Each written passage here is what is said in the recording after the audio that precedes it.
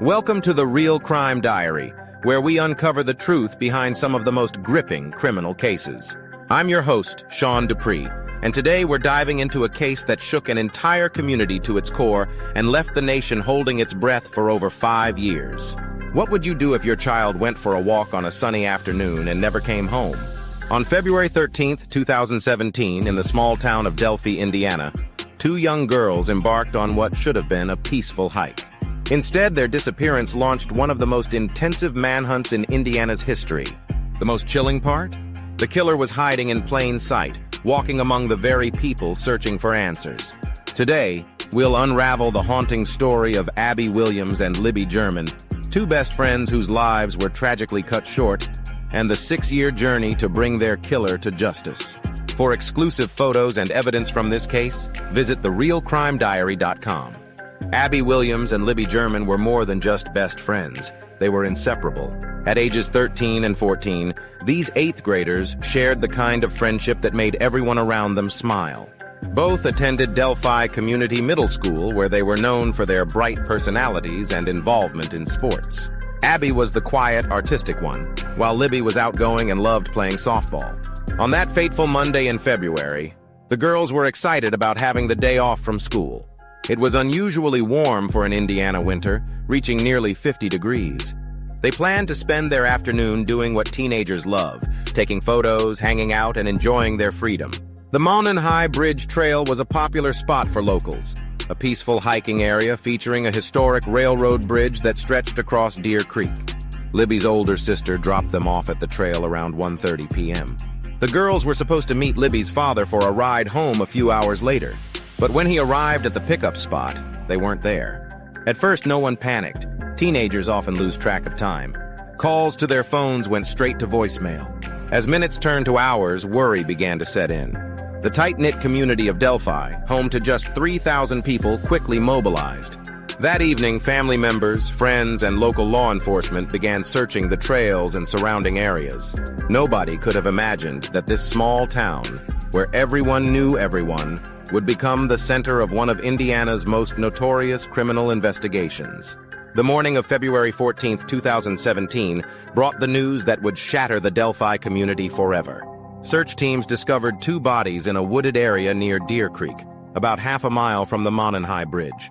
The victims were quickly identified as Abby and Libby. Both girls had suffered fatal throat wounds, their bodies partially covered with leaves and sticks, as if their killer had made a hastily attempted to conceal them.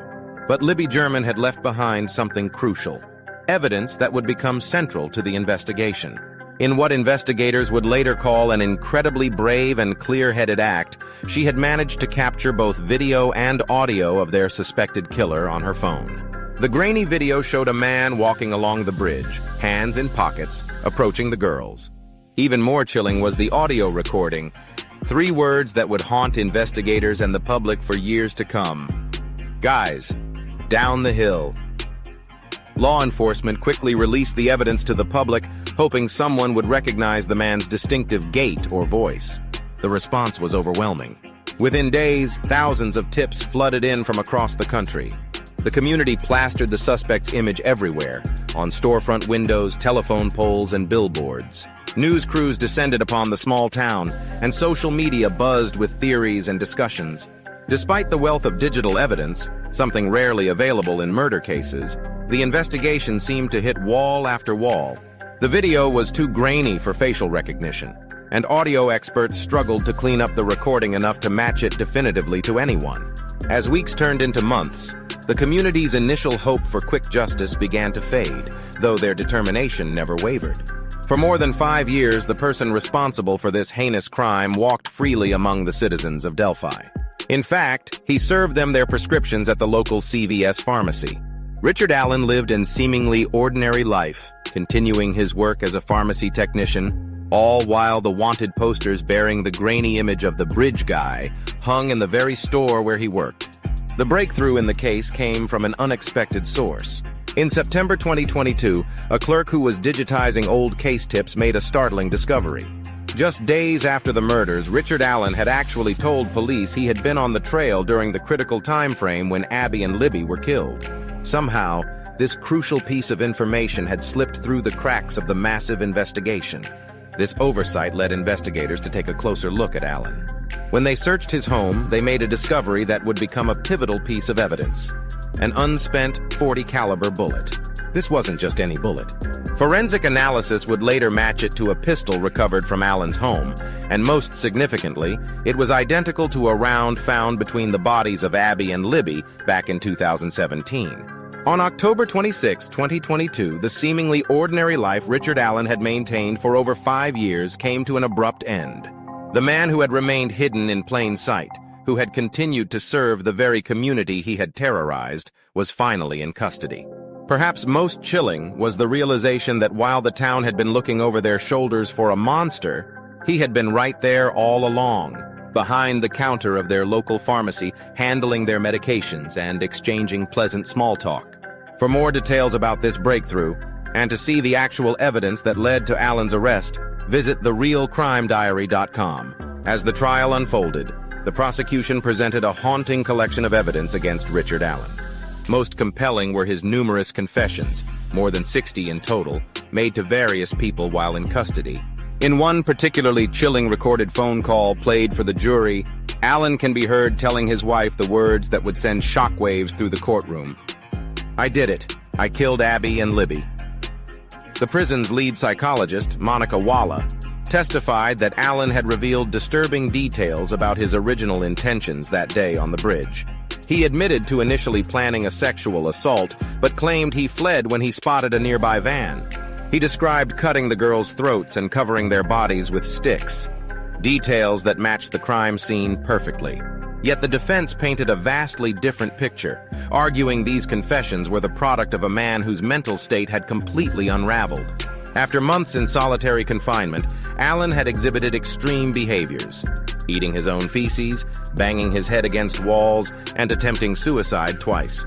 Mental health professionals diagnosed him with a grave disability and brief psychotic disorder, raising serious questions about the reliability of his confessions. The physical evidence in the case was surprisingly limited. No DNA belonging to Allen was found at the crime scene, and nothing from the victims was discovered in his home. The prosecution's case largely hinged on that single unspent .40 caliber round found between the girls' bodies, which their experts matched to Allen's pistol. There was also the haunting voice recording from Libby's phone, the infamous bridge guy saying, "Guys, down the hill."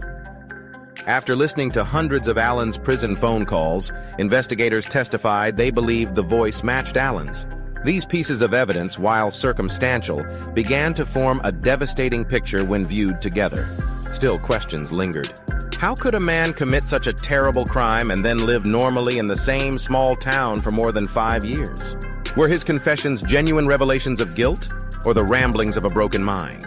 After 19 grueling hours of deliberation, the jury finally reached their verdict. The tension in the courtroom was palpable as Richard Allen stood emotionless, hearing the words that would seal his fate: guilty on all counts. 2 counts of murder and 2 counts of felony murder. Justice, after 7 long years, had finally arrived for Abby and Libby. Outside the courthouse, the response was immediate and electric.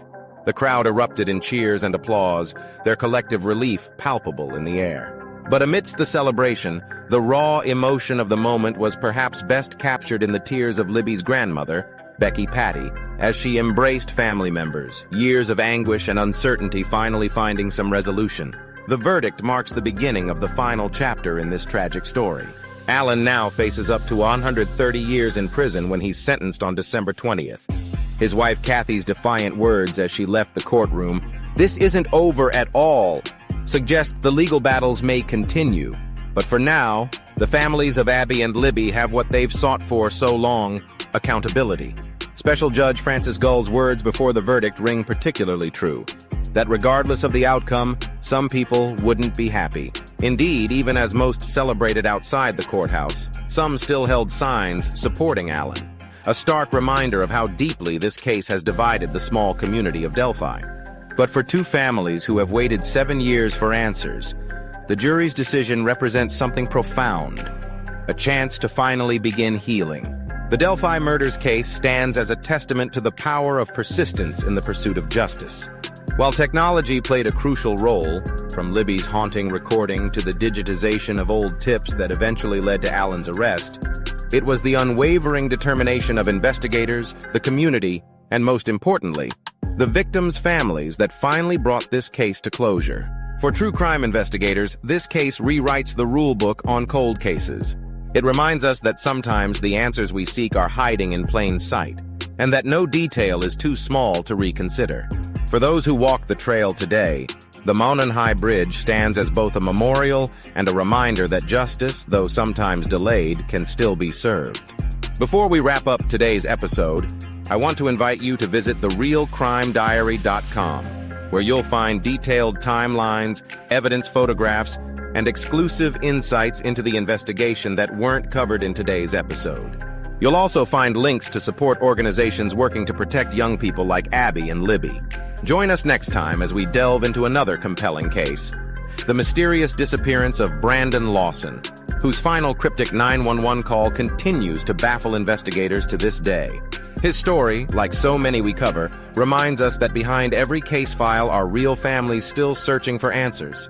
Until then, this is Sean Dupree, reminding you that every story matters, every victim deserves to be heard, and every truth deserves to be told.